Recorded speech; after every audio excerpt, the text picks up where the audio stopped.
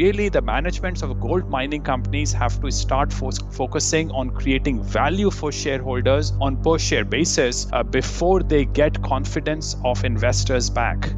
Trilogy Metals is a world-class developer in Alaska's Ambler mining district. The company already possesses 8 billion pounds of high-grade copper, 3 billion pounds of zinc, over 1 million gold equivalent ounces, and over 77 million pounds of cobalt. Trilogy's Arctic project boasts an after-tax net present value of $1.4 billion with a 33% internal rate of return. Trilogy is led by an experienced management team with proven success in discovering and developing projects in Alaska. The company is well capitalized, has no debt, and possesses strong institutional support. Trilogy trades in New York and Toronto under the ticker TMQ. To learn more, go to trilogymetals.com. That's trilogymetals.com. You are listening to Mining Stock Education. Thanks for tuning in and welcome back. I'm Bill Powers. Today I'm joined by Jayant Bhandari of Anarco Capital. Jayant's a mining analyst and an advisor to institutional funds. He is a very free thinker, and on that note, Jayant founded and runs a philosophy seminar called Capitalism and Morality. That event will be held Saturday, August 3rd in Vancouver. I'll put a link to the seminar webpage in the show notes below. Jayant's event occurs the day after the Sprott Natural Resource Symposium ends. I'll also have a link to the Sprott Conference in the show notes below, so make sure you check out both of those links. So Jayant, welcome back to Mining Stock Education. It's been a while, and let's get started by getting your general thoughts on the junior gold mining sector. Thanks for having me, Bill. The funny thing for now in the junior gold mining sector, Bill, is that while gold price has gone up over the last few weeks, junior mining sector, the gold stock sector, has not been doing very well. It has actually been falling. I have seen several companies desperately trying to raise money. I have in my list at least 4 companies in front of me that have heavily discounted their financing price, and they are still struggling to raise money from the market. So that is the situation, a very bad situation in the gold junior sector, in my opinion, at the moment. What do you think about, I believe it was Midas Gold in Idaho. They did a financing, I'm doing this from memory, at 60 cents, I believe, when their shares were trading at like 68 cents, and it's for some investors that are currently invested in the company. What are your thoughts on a situation like that? Well, this is one of the companies I was intending to talk about when I said that they are using heavily discounted price to raise money. I feel very sad about the shareholders of these companies because the current shareholders are the actual owners of the company. And for future shareholders, the management destroys the value of the current shareholders. Now, I'm not necessarily blaming the management of Midas Gold, but what I'm saying is that this is a very strange way of raising money when you discount the financing price based on the current share price to raise money. Now, this is happening because there's a lot of desperation in the market. In general, the gold junior mining sector companies have failed to create value, which means that people are not too eager to give them money. And I completely agree with these people that why should I be giving money when I know that the next financing will be at an even lower price than it is now. So I think really the managements of gold mining companies have to start focusing on creating value for shareholders on per share basis before they get confidence of investors back. The market is difficult right now for pre-revenue junior exploration and development companies to raise money.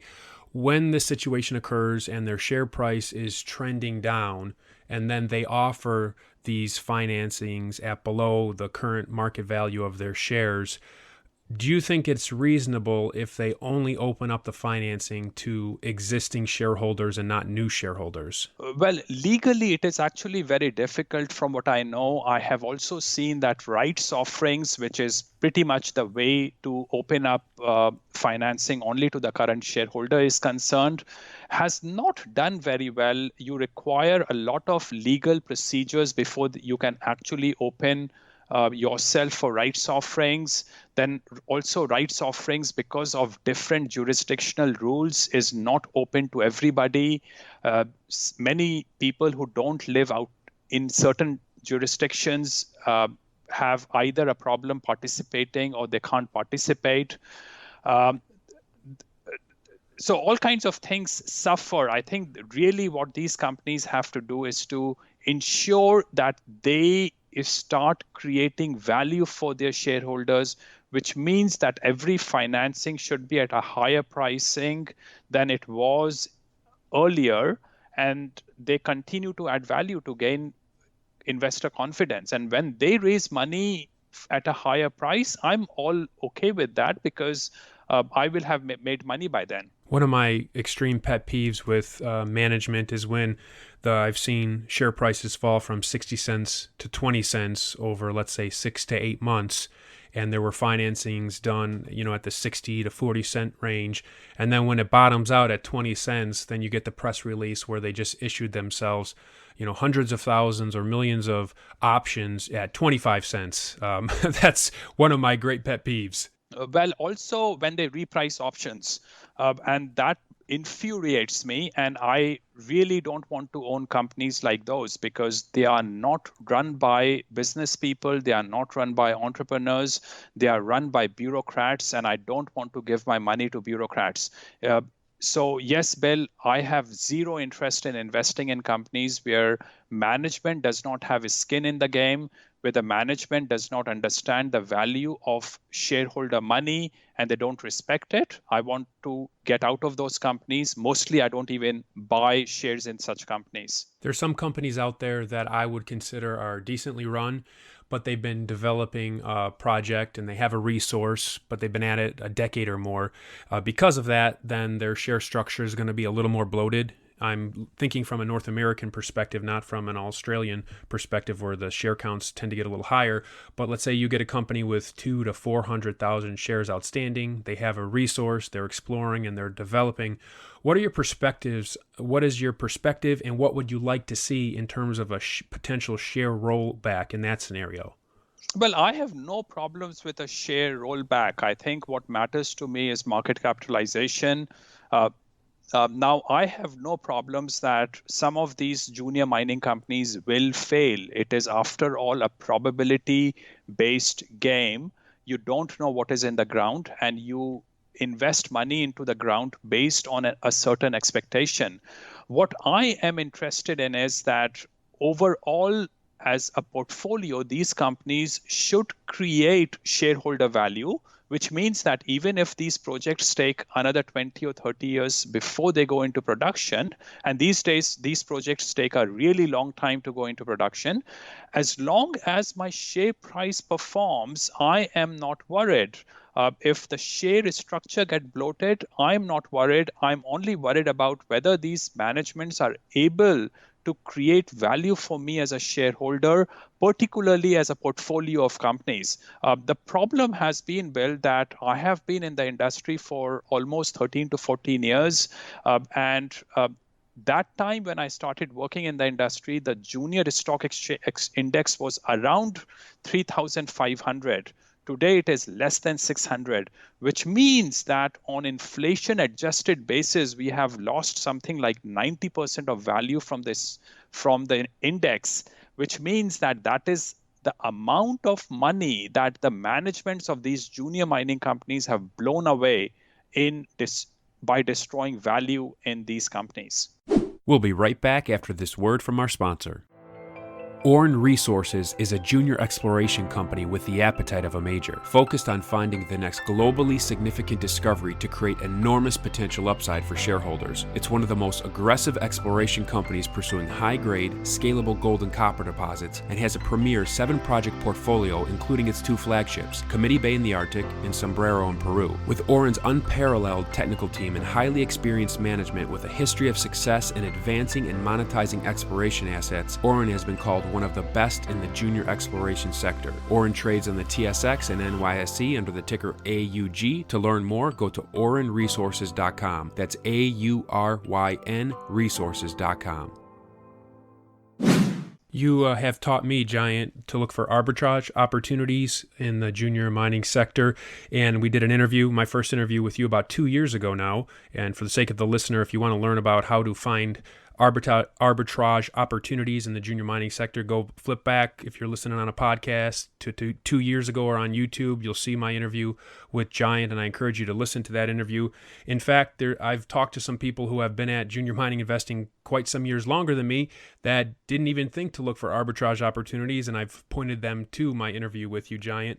But with that being said, what arbitrage opportunities are you looking at right now? Well, there are two companies I can talk about right now. Both mergers are closing within this week. So you have to do your due diligence very quickly. Now, there's a company called Core Gold. The ticker is CGLD, and it is being acquired by an Australian listed company. There is a 60% arbitrage upside in owning Core Gold. Now, there are problems within the managements of the two companies. There's probably going to be a fight in the court. But when I am looking at a 60% arbitrage upside, Core Gold is trading at 22 cents Canadian. It actually fell to 20 cents Canadian yesterday. I think that at these prices, my probability-based upside is very good. I'm happy to buy it for a 60% arbitrage upside. Is it share for share deal or share for cash? It is a share for share deal, and your shares will convert into Australian Stock Exchange listed shares, which means that you very likely want to buy Core Gold in a brokerage account that also allows you to trade in Australian Stock Exchange, something like Interactive Broker, which will automatically convert your Canadian stocks into Australian stock and will allow you to sell your Australian stocks at a very minimal brokerage fee. And that's what you have to understand before you buy Core Gold. Are there any other arbitrage opportunities you're looking at? There's another company called M2 Gold. The ticker is MC, and also this company is being acquired later this week. It is trading at 17 cents. There is a nice spread between buy and sell. So I would just give a buy order at 17 cents and sit on it. There's a 32% arbitrage upside in owning M2 Gold. M2 Cobalt, sorry. And is that a share for share deal as well? It is, again, a share to share deal, yes. Yeah. And I remember you saying your favorite are share for cash. Well, because then my downside is really well protected. The risk with share to share deal is that what happens if the company that is acquiring that company's share price falls after the merger? And that is always a risk I take. But what every investor has to do is to really look at the pro forma valuation as well. In my view, with both the companies that I have mentioned, the pro forma valuation looks sensible enough that I'm not likely to take too much of risk investing for arbitrage right now. Jayant, what are your thoughts on the possible U.S. dollar devaluation and the U.S. dollar not being the reserve world currency? I don't buy that. I think America is still the best country on the planet, and American dollar is still seen as gold by most people outside the United States. Also, as I mentioned to you earlier, I'm currently in the US, and US is still a relatively cheap country to be in, which means that from a currency exchange point of view, I still see an upside in US dollar. So all in all, I think given what else is available, US dollar will continue to be reserve currency. There might still be an upside in owning US dollar, at least until the time Trump is still in power. The foundation of my investments start with physical gold and silver, and then from there I get into speculating in the mining stocks. What's your perspective on the amount of physical precious metals that an investor should hold and start their investment fund with? What people really have to understand is that protecting your wealth has become extremely difficult in today's world, particularly in the third world countries and increasingly in the Western countries. private property is getting less and less respect. The banking system is increasingly in the control of regulatory mechanism, and your bank accounts can be frozen at a switch or at a flip of an electronic switch. People have to hold some of their wealth in their own hands, and in my view, gold and silver provides one of those basic tools to protect your wealth. And if you don't understand the stock market, just don't invest in the stock market. Just buy some of these tools to protect what you have. So it depends totally on person to person, but I would not be surprised if you want to hold 1 or 2 years of your expenses in gold bullion. Outside of the system? Absolutely. If you are an American, preferably outside the country as well, do it completely legally, but do it in a way that keeps some of your wealth outside the control of your governments. The problem is your own government is actually your biggest enemy, particularly as the world becomes increasingly leftist and as the world increasingly becomes institutionally against private property. You have to find ways to protect your own property. Jayant, you travel the world. You literally are in different continents. Even as I email with you over the last couple of years, you're all over. So you're interacting with investors and people all over the world. Can you give me some feedback on what people outside of the U.S. and outside of North America think about the U.S. economy right now? It depends on people. A lot of people are very negative about the US. And the problem, Bill, is that Americans are very self-reflecting people. They are very self-deprecating people. So when you see those American shows in which talk about how idiotic Americans are, Americans accept that and foreigners happily accept that. The problem is that Americans are self-deprecating, and a lot of people outside America are very arrogant. So they start to think that they are somehow superior than Americans are, which is actually not true. There is a lot of idiocy around the world. And I was actually recently watching Idiocy, the movie. The reality is that a lot of the world outside America is more idiotic than America is. And I don't really care what people think about America. I love this country. I think there's a lot of greatness in this country. Although I must confess, I feel extremely, extremely sad that that greatness is going away very rapidly. Mm-hmm. When it comes to the U.S. economy, are you thinking we might be at a top here, or could you see it continue to trend higher? Well, I think we could easily have achieved the top already because companies do not invest for the short term. Companies invest for the long term. And I think sane people probably already recognize that after Trump, the US will become increasingly leftist. And when you invest for the long term. So it is entirely likely that we might have reached the top.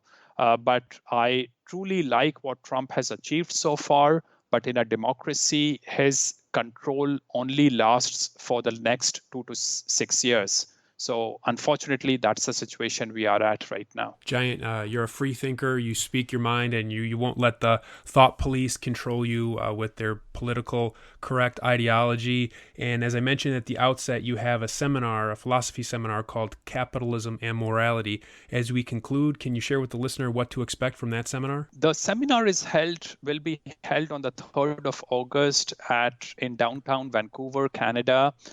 This is a seminar which I have run for the last 10 years. And Bill, my interest is to expose people to the idea that Western civilization was an extremely unique event to happen in the world. And let us try to preserve those great qualities of Western civilization, which produced a huge amount of intellectual and financial capital for not only the West, but also for a lot of people who were lucky enough to get fruit of Western civilization. So my interest is to help protect this philosophy of Western civilization, but I also get a lot of fun doing it. And as I said at the introduction, there'll be a link to that seminar in the show notes below, as well as a link to the upcoming Sprott conference that immediately precedes the Capitalism and Morality conference. So please check out those links. Jayant, as always, I love our conversations, and I look forward to seeing you in Vancouver. Thanks very much for the opportunity, Bill. This episode of Mining Stock Education is brought to you by U.S. Gold Corp. U.S. Gold Corp is a U.S.-focused gold exploration and development company advancing high-potential projects in Wyoming and Nevada. U.S. Gold Corp has consolidated a district on Nevada's productive Cortez Trend and is advancing the Copper King project towards production in Wyoming. Led by a team of prolific company builders and renowned explorers, including Dave Mathewson, who's directly responsible for several major Nevada gold discoveries. U.S. Gold Corp is well-financed and has an extremely tight share structure with less than 20 million shares outstanding, and it trades on a major stock exchange, the NASDAQ, under the ticker USAU. To learn more, go to usgoldcorp.gold. That's usgoldcorp.gold.